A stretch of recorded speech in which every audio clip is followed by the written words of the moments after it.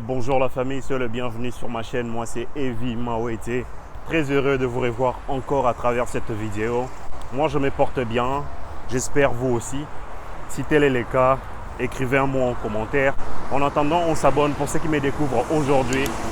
Activez la cloche de notification et déposez surtout des likes. C'est parti!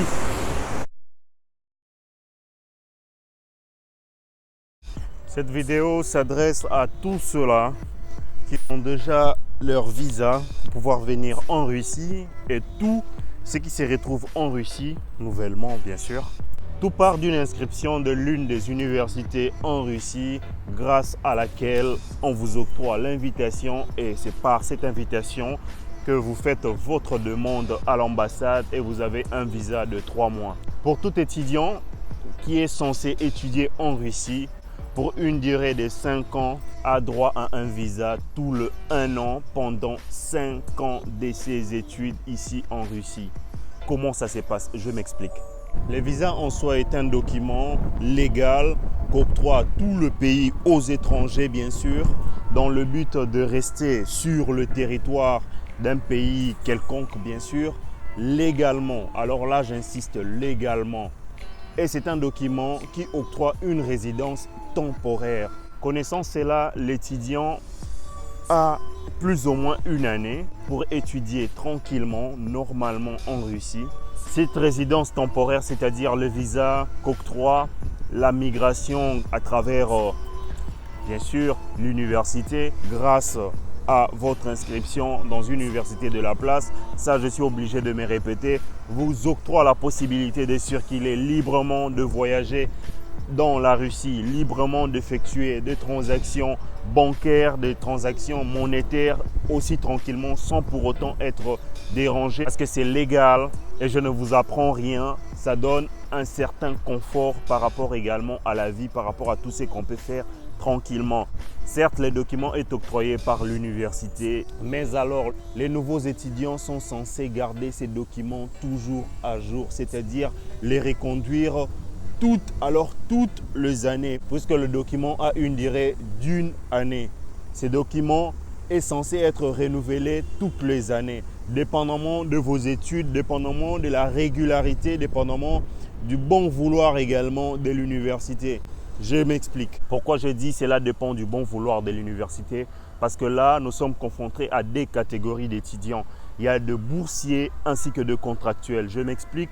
Les boursiers sont des étudiants là qui bénéficient de la bourse bien sûr pendant une durée, je ne sais pas, ça dépend de la bourse en question, mais cela va de 3 ans à 5 ans.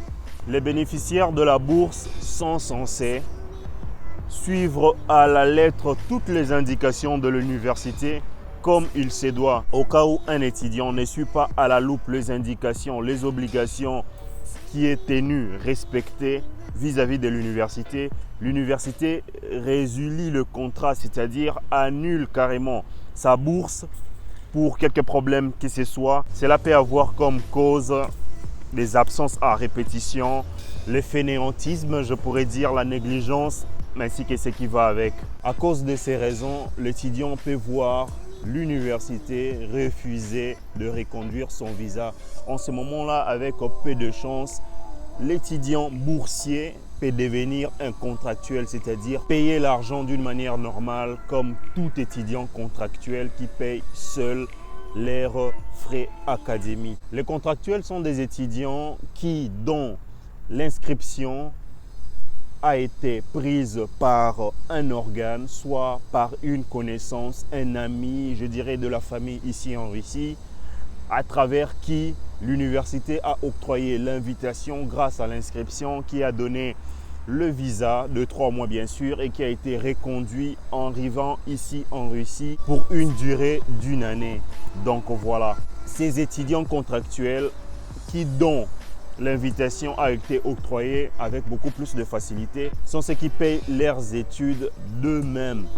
Certes, il y a des parents derrière, il y a des tuteurs derrière qui arrivent à aider l'étudiant à subvenir également à ses besoins, mais ces étudiants-là sont censés étudier d'une manière normale avec moins de rigueur par rapport aux boursiers. parce que le boursier en soi, c'est l'État qui débourse de l'argent, l'État russe bien sûr.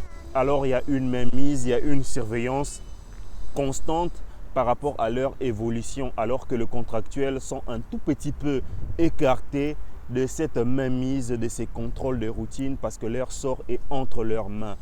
Donc voilà. Mais plus encore, la famille, le visa doit être gardé jalousement. Alors très jalousement. Il faudra toujours faire attention à la date parce qu'une année passe très vite ici en Russie. Il faut vraiment faire attention pour être toujours en jour, bien sûr, parce que cela profite énormément à l'étudiant. Vu que l'étudiant est censé faire beaucoup de choses ici en Russie, il y a beaucoup de villes également où on peut séjourner pour des vacances ou pour un tour ou pour s'échanger des idées ou faire des transactions grâce au visa bien sûr.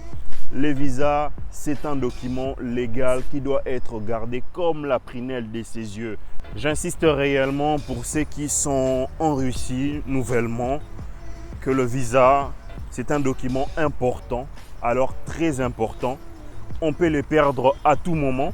Ce n'est pas seulement pour cause d'un paiement peut-être de frais académiques pour le contractuel, du non-respect du règlement, des absences à répétition pour le boursier, mais on peut le perdre pour plus de raisons possibles, peut-être un vol à l'étalage, peut-être l'enfreint de loi, en tout cas en vigueur dans la Russie, déclenché certainement par une bagarre, soit le non-respect de code peut-être de la route, et ça pourrait provoquer une annulation directe, millimitaire, comme on le dit en latin, carrément, pour votre visa. Donc faites très attention, le visa, c'est un document qui vous permet réellement de vivre calmement en Russie.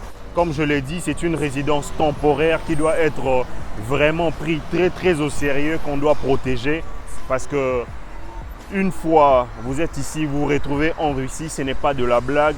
Les parents ont investi.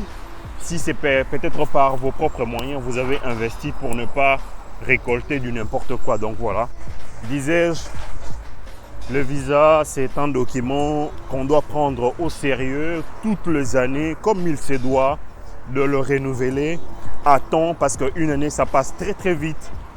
Ici en Russie, je suis obligé de me répéter pour que ça fasse vraiment le tour de vos manèges, parce qu'il y a certaines personnes qui négligent tout et dont la conséquence va corriger mieux que le conseil que je donne. Il y a certaines personnes qui n'ont pas su faire preuve de responsabilité et qui se sont retrouvées sans papier en Russie, un pays aussi dur. S'est retrouvé sans papier, peut-être pour faute d'un paiement de frais, peut-être pour le non-respect de quelques règlements donnés à l'université. Et ces personnes-là sont toujours ici en Russie parce qu'elles ne peuvent pas sortir. Donc ne faites pas la bêtise de perdre votre visa et de devenir sans papier en Russie. C'est très dur. En tout cas, je ne vous le conseille pas. Si vous êtes venu en Russie, c'est pour bien une raison. Les études, donc concentrez-vous comme il le faut. Faites tout ce qu'il faut également pour garder votre visa à jour et pour étudier réellement comme il se doit. Certes, cela dépend d'une personne à une autre, mais ce qui est important, c'est ce que je vous ai donné comme piste. Donc voilà la famille. Vous êtes surtout venu en Russie seul, ne vous laissez pas embobiner par la compagnie parce qu'elle corrompt toujours pas mal de mœurs. Donc voilà la famille. Et la famille, c'est déjà la fin de cette vidéo. Si vous avez aimé, n'hésitez surtout pas à me laisser plein de pouces bleus. Abonnez-vous pour ceux qui me découvrent aujourd'hui à travers cette vidéo. Moi, c'est Yuma Oite. On se voit à la prochaine vidéo. Je vous réserve une surprise. Ciao, ciao.